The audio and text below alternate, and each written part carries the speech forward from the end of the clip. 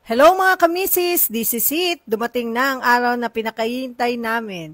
Ang birthday celebration ng aming anak na si KM. Dito yan ginanap sa Greenfields Private Resort, ilang hakbang lang mula sa bahay namin. Ay, bahay pala ng ate ko. Wala pala kaming sariling bahay.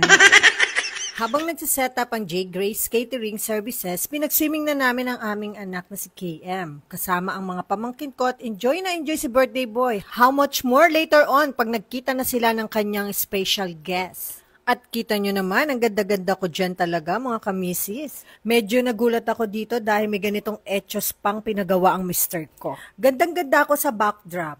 Simple but elegant. Shoutout nga pala kay Ma'am Grace ng J. Grace Catering Services. Sobrang satisfied kami. Mula sa design, serbisyo, hanggang sa pagkain. 40 na pala ako mga kamisis, hindi lang halata. Diyos. May pamani cake pa yung mister ko. Pero dyan din pala kukunin yung pambayad sa cater. Sabi ko nga sa waiter, itago na nila at sa kanila din naman mapupunta yan. Bago mag-start ang program, may free face painting din para sa mga kids. Ang tumbada mo itong nahiyawa! Alright, how are you, KM?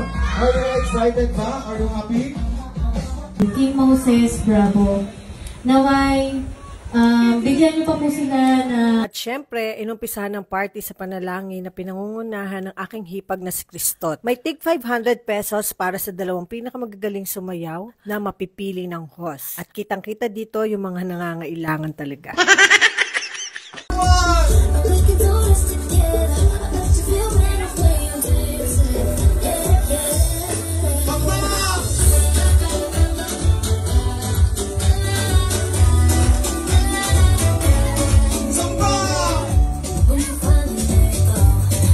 Ito na yung isa sa special guest namin. Ito kasi yung wish ng bunso namin. Muntik pa nga madapa si Jollibee dito. Hindi kasi yung point ni Liga. At bakas na bakas sa mukha ni KM ang kasiyahan. Binigyan pa siya ng power hug ni Jollibee. Nag-rent din kami ng clowns para mag-entertain sa mga kids. At isa sa best part ng event ay yung pinaiyak ako ng aking asawa. Sobrang natouch ako dito. I love you, Da.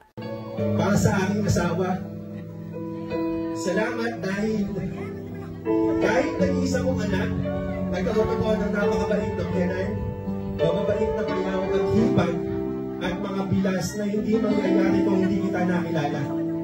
Maraming salamat sa pagmamahal sa family ko. Kung ano yung respect mo sa family mo, ganun din yung binibigay mong respect sa family ko.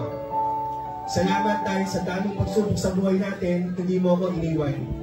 Nasa tabi kita, ups and down. Maraming salamat sa pag-aalaga sa mga anak natin, lalo na kay Kuya MK.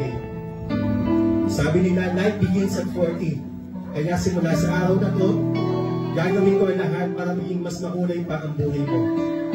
Alam ko marami pang trials along the way, pero alam ko hindi naman tayo pababayaan ng nasa itaas. Malakas tayo sa kanya dahil na rin sa mga super prayers mo.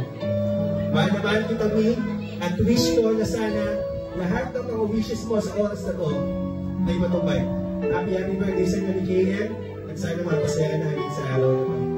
Happy birthday ulit.